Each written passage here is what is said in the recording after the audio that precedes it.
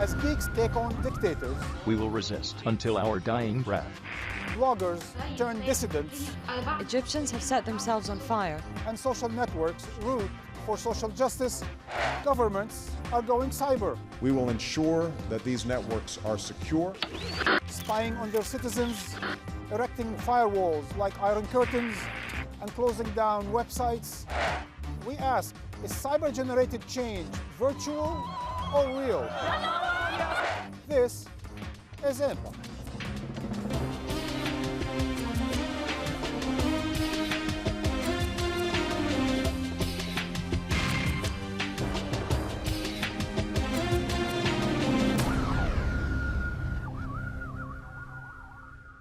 Hello and welcome to Empire, coming to you from the prestigious School of Journalism at Columbia University. Information is power. And in the age of information, YouTube, Facebook, and Twitter have become the new weapons of mass mobilization, transforming entire societies from Iran, Tunisia, and Egypt through the favelas in Rio and Bethlehem refugee camps. People can see the difference, imagine the alternative, and organize for a better future. After more than 2 decades of rule by Tunisia's one man, revolution has Zayn marked its al-Abidine place in Ben history. Ali, Tunisia is now a country in chaos. But it didn't happen overnight. And weeks before the world's mainstream media woke up to the story, tweets, photos, and videos began popping up on the internet from Tunisia, warning of trouble to come. A fruit and vegetable seller from Sidi Bouzid had set himself on fire on December 18th, and suddenly, reactions on the Twitterverse were exploding. Following the hashtag Sidi Bouzid, I called up hundreds of photos and videos showing students protesting, police abuses, and sporadic gunfire. As the messages went viral, protests broke out across the world showing solidarity with Tunisia. Tunisian unrest makes waves in Lausanne. Demo Hashtag tomorrow Sidi outside the Bouzid, Tunisian embassy in London. A flash 5:30 to mob is 7. planned in Berlin on Saturday. The beginning of a revolution was unfolding, and the mainstream media was just beginning to catch up. There are no reporters in Tunisia to tell us what's really happening. About this sooner. Mass media has totally failed. Terrorism equals lots of media coverage. Democratic revolution equals little media coverage. Tunisia's government began hacking into and deleting Facebook accounts. Protesters called for help from hacktivist groups. An unprecedented crackdown on social media. Censorship should get in touch with hacktivists and We internet. really need a local version of Anonymous in the Arab world. And soon enough, another hashtag appeared across the networks. Anonymous. The Tunisian government has decided it wants to restrict the freedoms of their own people. In doing so, the Tunisian government has made itself an enemy of Anonymous. Within a matter of hours, Anonymous launched Operation Tunisia, paralyzing the president's site, several key ministries, and the stock exchange. The group also shared a cyber war survival guide, sharing cables from WikiLeaks documenting Ben Ali's corruption, tips on running from cops, and proxy sites to access Facebook and Twitter. The government quickly countered with a phishing operation, stealing Facebook and email passwords to spy on activists and obliterate online dissent. But tweets continued to spread, documenting a society's breakdown. The internet is reportedly cut off from Sidi People are Bouzid. creating barricades to protect their neighborhood. Students demonstrating in Klabia, 50 miles Injured east young man shot by police in his back in Kafsa. For a full week, I watched the story unfold online, speaking to activists, using Facebook and Twitter as protests turned bloody. And on January 12th, with Ben Ali's regime on the verge of collapse, Time magazine finally found the story. But the social networks had the best coverage. A new power structure had emerged, and protests had spread to other countries, and governments scrambled to buy time. Algeria steps up grain imports. King Abdallah of Jordan sacks government. Plus free food for a year to keep calm. But the anger had already rooted itself inside Arab minds. Through social networks, Egyptians had began drawing connections in late December. Egyptians should copy Tunisia revolt. Toppling their dictator. That will start a chain reaction in the Arab world. Tunisia solidarity demo on Sunday. Inspired by Tunisia's success, finally, the fear factor had broken. January 25th, a public holiday in Egypt, marking the day in 1952 that saw police back up the Egyptian people's resistance against British occupation. As people organized, they drew upon Tunisia's success, sharing pamphlets on peaceful protesting and self-defense. They made plans to circumvent police barricades, quickly capturing the world's attention. But Mubarak also learned from Tunisia. On January 27, just as President Obama appeared live on YouTube answering questions from the public, Egypt's president took the unprecedented step of shutting down the internet. But he was too late. The World Wide Web was against him. The accounts of police abuse and violence circulated online, including footage that the Associated Press picked up showing what some have called Egypt's Neda moment.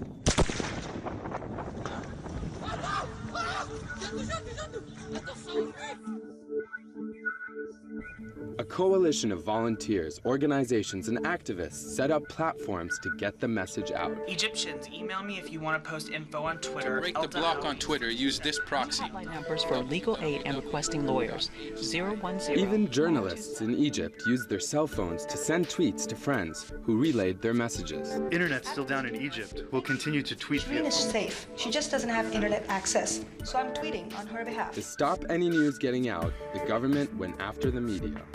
Journalists were detained, and the US government, which had been waffling in its response, turned to Twitter to make their voice heard. We are concerned by the shutdown of Al Jazeera in Egypt and the arrest of its correspondents. Egypt must be open and the reporters released. 30 minutes later, our journalists were released, showing that even governments can use social media to get things done. Joining me to discuss the challenge of new media to governments and govern to the dictators, and the dictated is Carl Bernstein. You are a Pulitzer Prize-winning reporter who famously helped oust a president. Amy Goodman, best-selling author and the dame of multimedia's Democracy Now! Professor Emily Bell, Director of Digital Journalism here at Columbia University and formerly at the British Guardian newspaper. Clay Shirky, you're a professor, author, and guru of new media. And last but not least, Yevgeny Morozov, cyber skeptic and author of The Net Delusion, The Dark Side of Internet Freedom. Yevgeny, you're web skeptic, internet skeptic, social network skeptic. Have you changed your mind after these great events in Egypt? I haven't. Revolutionaries will use whatever tools at their disposal to mobilize, and we've seen it through all previous revolutions. You know, the Bolsheviks made great use of the postal service and the telegraph.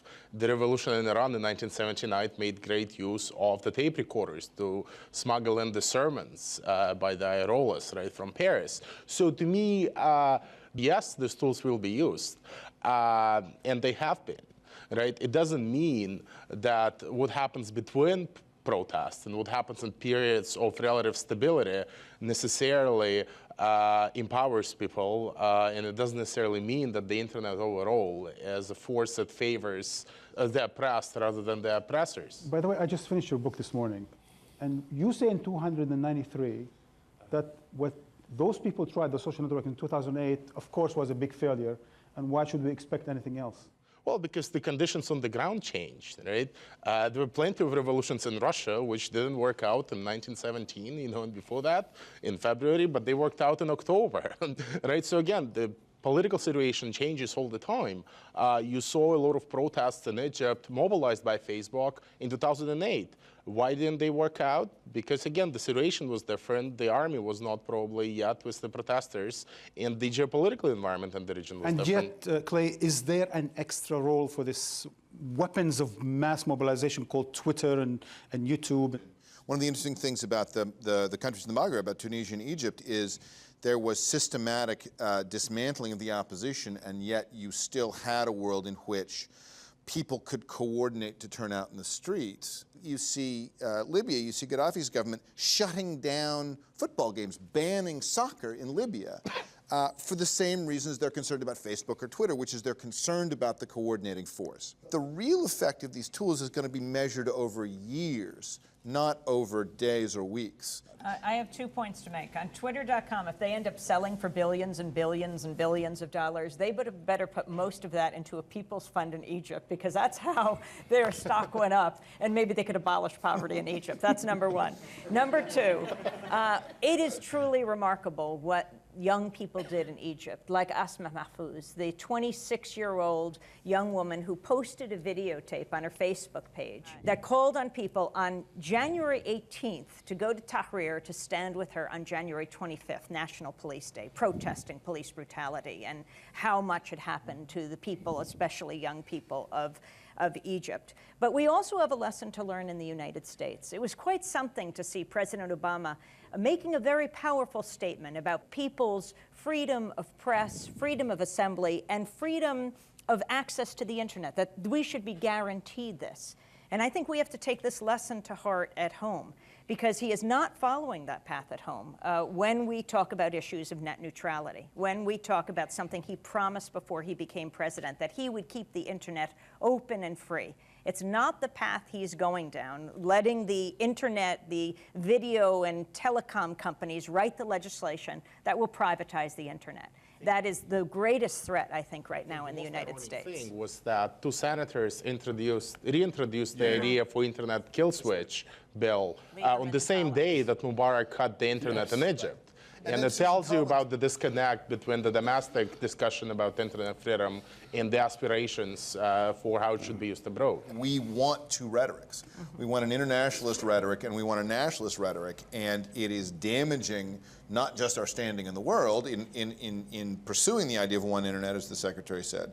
It's also potentially damaging us at home in essentially leading to a condition in which we won't enjoy the freedoms that we're actually asking of the rest of the world. I want to just try one thing, and that is that movements, particularly those that are threatening to governments, and then the governments themselves, are going to use in their own time, in their own eras, in their own epochs, whatever tools are available to them, particularly the tools of communication, to fight their revolution and to suppress their revolution from each respective side. This has been true. You can look at it in 1789, you can look at it in this country, and you can look at it in the Soviet Union, and you can look at it in Egypt.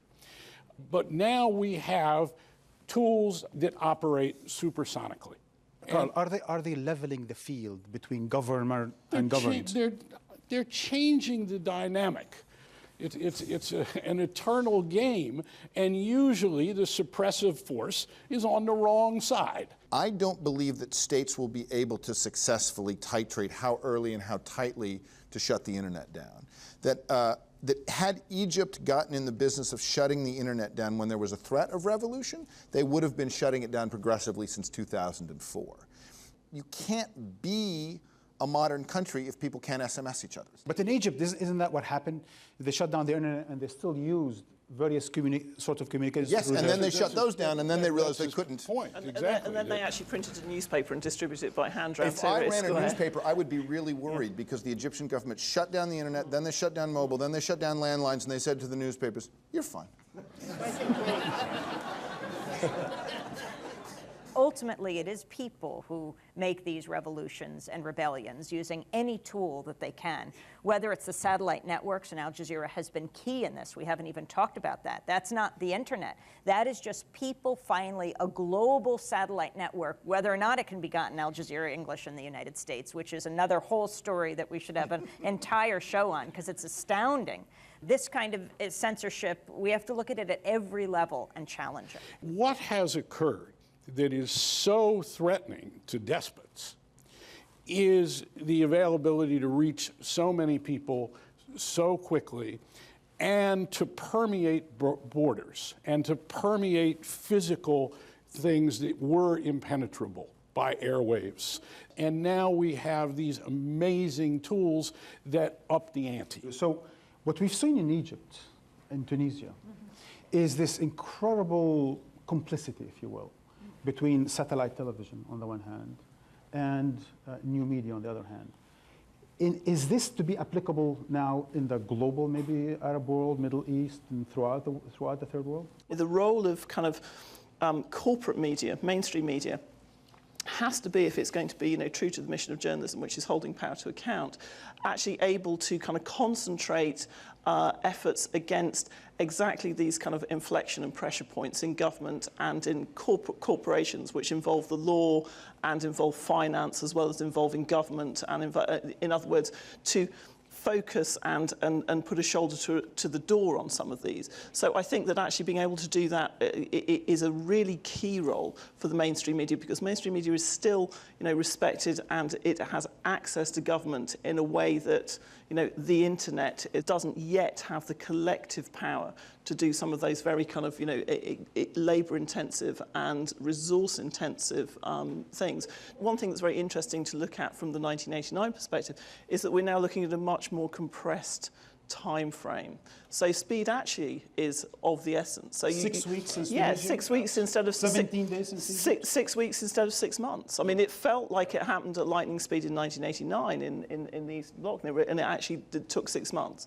And we're seeing that at a much greater speed now. We know that revolutions are highly contagious events, and that they spread very quickly. In 1848, we had a series of revolutions in Europe, before television and radio and Twitter, right? Again, this is not a feature of social media. This is a feature of how revolutions spread. It was only 17 days if you discount April 6th of 2008, and if you're counting from there, it's only 2 years unless you don't pay attention to Kafaya in 2004. I mean, the public sphere, the densifying of the public sphere in advance of the revolution matters as much to whether or not an uprising turns into a revolution or not as the events on the ground. So it is the long game, the long game of the social environment of a country matters as much, and I think the effect of these tools matters as much for that question of the public sphere as it does for the theater of collapse. So we'll agree that the marriage that's happened between social movements for social justice with social networks has reinvented Egypt as we see it today. Why do we need I don't know if Evgeny why do agrees we with need that. a definitive answer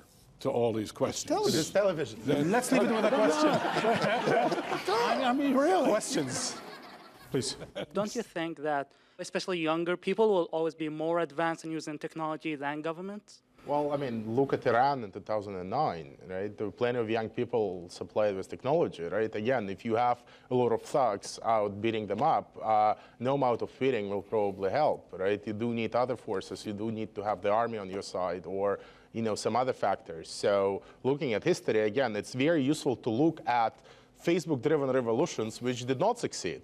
Again, now in Syria, we see a lot of presence on Facebook. There are a lot of Facebook groups with hundreds of thousands of members. They did not translate into real-world protests. What we see are only the success stories. You do not see the failures. And there are many more cases, from Belarus, where I come from, to plenty of cases in Central Asia, and many of cases in the Middle East itself.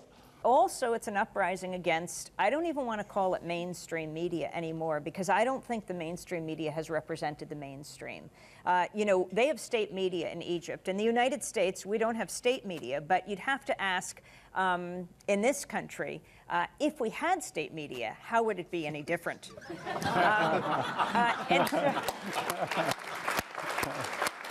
So when you have the protests, February 15th, 2003, before the war in Iraq, right? Millions of people rocked the globe for peace right before the U.S. attacked Iraq.